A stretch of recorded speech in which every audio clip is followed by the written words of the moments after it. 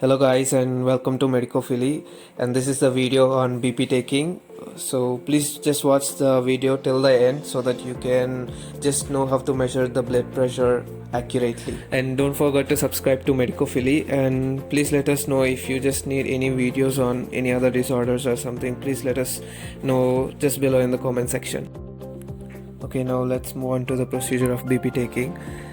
First, ask if the patient just walked into the room and let the patient rest for 5 minutes, as the activity performed by the patient just walking in, so there might be the rise in level of the blood pressure due to the activity.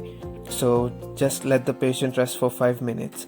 Next, ask if the patient just smoked cigarette or drink coffee, and if yes, so let the patient rest for 30 minutes, as the nicotine content in the cigarette or the caffeine content in the coffee just rises your blood pressure drastically, but for a short period.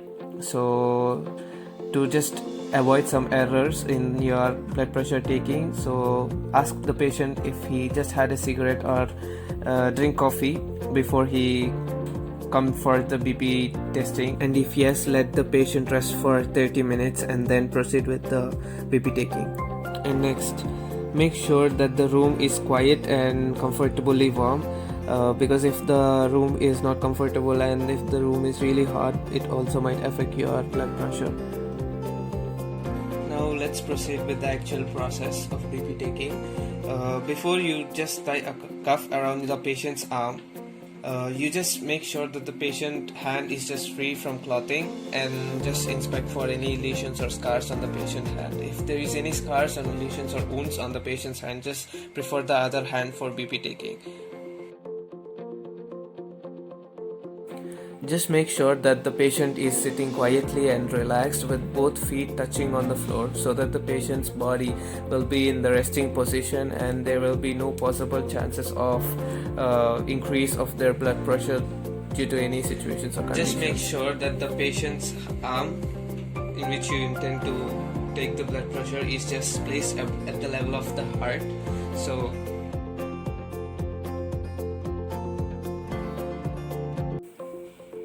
okay, now let's proceed with the placing of cuff around the patient's arm.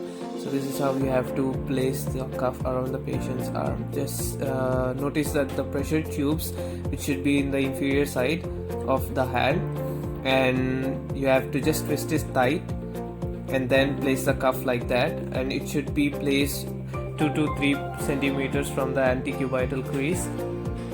And now just hang the BP gauge on the superior border of the cuff, so that you can really see or visualize the deflections in the BP gauge while inflating and deflating it. To just check if the cuff was placed properly around the patient's hand, you just insert 2 of your fingers, your index and also your middle finger, into the cuff. So if it was tight enough, then the cuff was exactly placed. So if not, you can just remove the cuff and tie it again.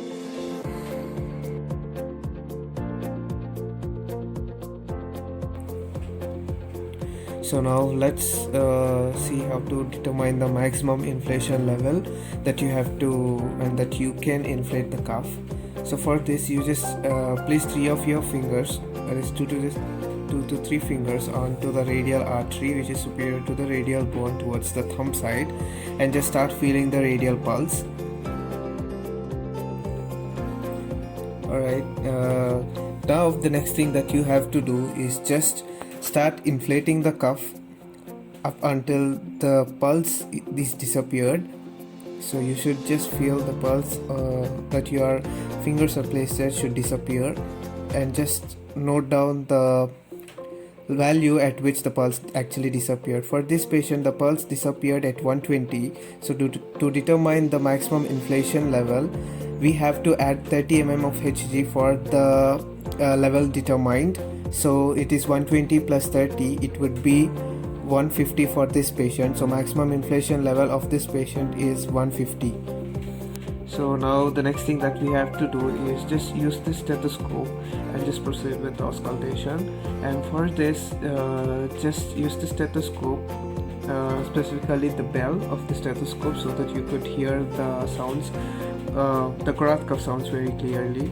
And according to the maximum inflation level that was determined for the patients prior, it was 150. And now just you have to place the bell of the stethoscope onto the patient's brachial artery.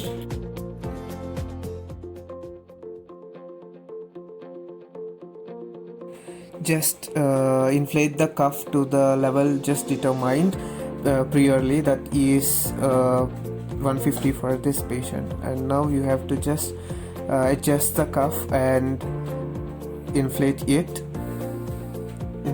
up until 150.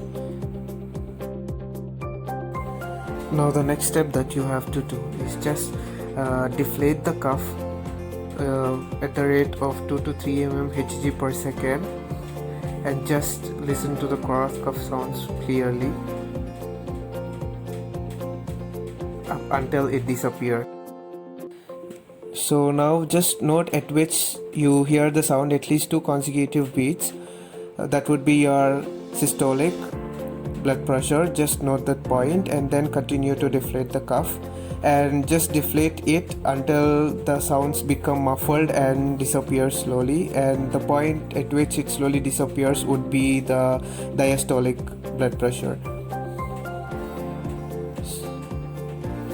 So for this patient, the blood pressure is 110/70.